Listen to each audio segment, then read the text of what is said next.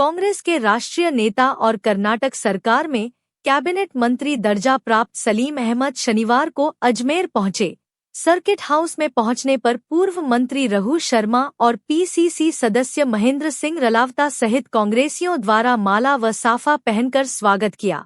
अजमेर आगमन पर उन्होंने सूफी संत ख्वाजा साहब की दरगाह में हाजिरी देकर देश में अमन, चैन और खुशहाली के लिए दुआ मांगी।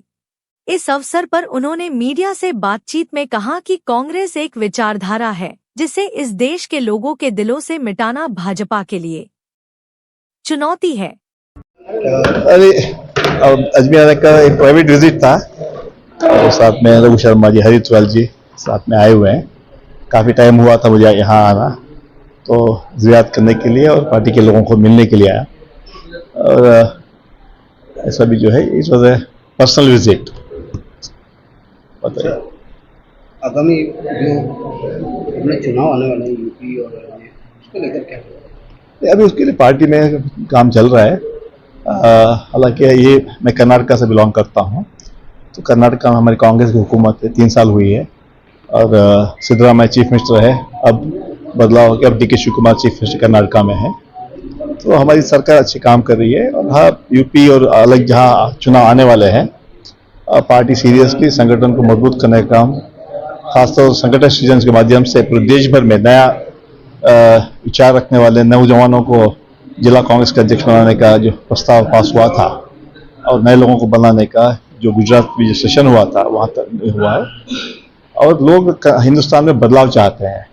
लोग तंग आ चुके हैं बीजेपी से, नरेंद्र मोदी की गवर्नमेंट से, क्योंकि पिछले 12 साल से जितना झूठ नरेंद्र मोदी जी ने कहा इस मुल्क में, मुझे लगता है कोई अवार्ड है तो उनको देना चाहिए, इतना झूठ उन्होंने बोल रहे हैं। क्योंकि जब सरकार बन रही थी, बनने से पहले उन्होंने काफ़ी कुछ वादे किए थे कि हमारी सरकार बनने के बाद 100 दिन में ब्लैक मनी वहाँ से स्विट्जरलैंड से लेके आएंगे और हर एक के अकाउंट में 15 लाख डालने वाले हैं।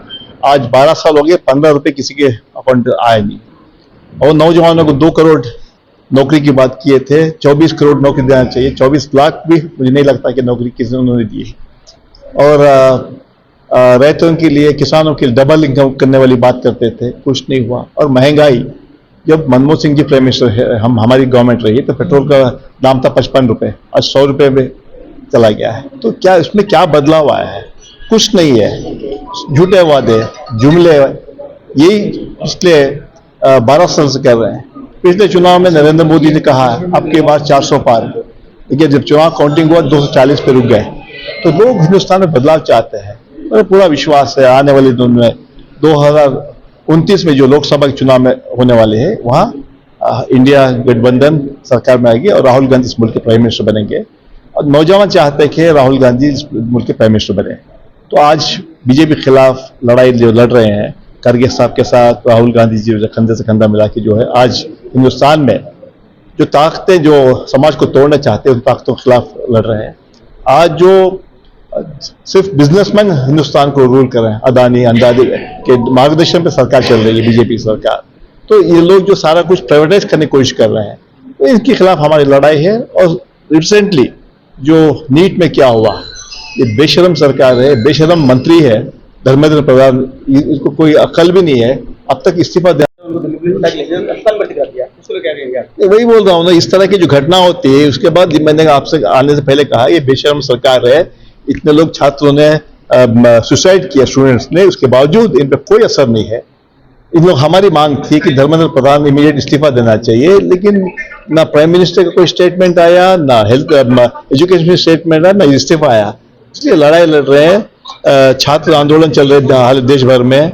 छात्रों की गूंज इस प्रोग्राम के लिए जो एनएससी यूथ कांग्रेस कर रही है, राहुल गांधी जी भी जा रहे हैं, लेकिन ये सरकार में कोई, इनमें कोई बदलाव नहीं आ रहा है। तो लोग इनको सबक सिखाएंगे। अच्छा, युद्ध के बाद जिस तरह से महंगाई ने ताबड़तोड़ बढ़ी है, उसको लेकर क्या? बिल्कुल, लोगों को हम बोल चाहेंगे कि आज जो कैपिटलिस्ट है, जो बिजनेसमैन है, वो मुल्क चला रहे हैं। और वो अदानी अंबानी हर जगह जो है ये इस गवर्नमेंट को जो है सपोर्ट जिस तरह ये लोग कर रहे हैं, और गवर्नमेंट इनको जो सपोर्ट कर रही है, यही लोग पूरी सरकार चला रहे हैं आज। तो इसके खिलाफ हम लड़ाई लड़ेंगे।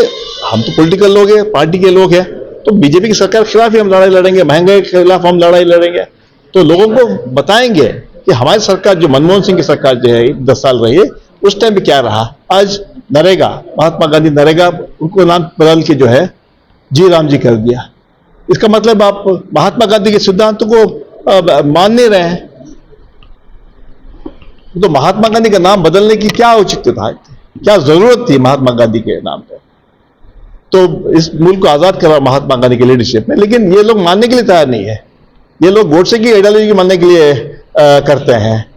तो महात्मा गांधी को भी इन्होंने बख्शा नहीं, उनको भी उनसे प्रोग्राम से हटा दिया। तो ये विचारों को हम लोगों को बताएंगे और कांग्रेस पार्टी मजबूती से राहुल गांधी की लीडरशिप में, खड़गे साहब की लीडरशिप में देश भर में, हालांकि कुछ स्टेट और साउथ में, तमिलनाडु में हमें सपोर्ट किया, सरकार बनी, तेलंगाना में हमारी सरकार है, कर्नाटका में हमारी सरकार है। तो इस तरह आने वाले इलेक्शंस जो है, हमें पूरा विश्वास है कि लोग कांग्रेस के साथ देंगे और कांग्रेस सिद्धांतों को, कांग्रेस की विचारधाराओं के लिए वोट करेंगे और इस मुल्क में दोबारा एक सेकुलर गवर्नमेंट आएगी राहुल गांधी के नेतृत्व। अच्छा, ये प्रधानमंत्री द्वारा जो प्रोटेस्ट चल रही है, राहुल गांधी अलग अलग स्टेटों में भी जा रहे हैं, तो लेकिन इनमें ये बेशरम लोग जो है, इनमें कोई इनकी सिद्धांत नहीं है। इतने लोग आत्महत्या कर लीजिए स्टूडेंट्स, लेकिन ये उनको इस्तीफा देना चाहिए था, वो कुछ करने की तैयार नहीं है। तो इस तरह की सरकार है। आज दिल्ली में प्रोटेस्ट हो रहा है, काफी कुछ चल रहा है, लेकिन इनमें कोई बदलाव नहीं है, इनमें कोई एहसास भी नहीं इनके पास कि हमारे से गलती हुई है। तो इस तरह की सरकार हिंदुस्तान के लिए बहुत हानिकारक है। लोग बदलाव चाहते हैं। 2029 में जो लोकसभा चुनाव आने वाले हैं, वहाँ कांग्रेस की गठबंधन सरकार बनेगी और राहुल गांधी प्राइम मिनिस्टर बनेंगे।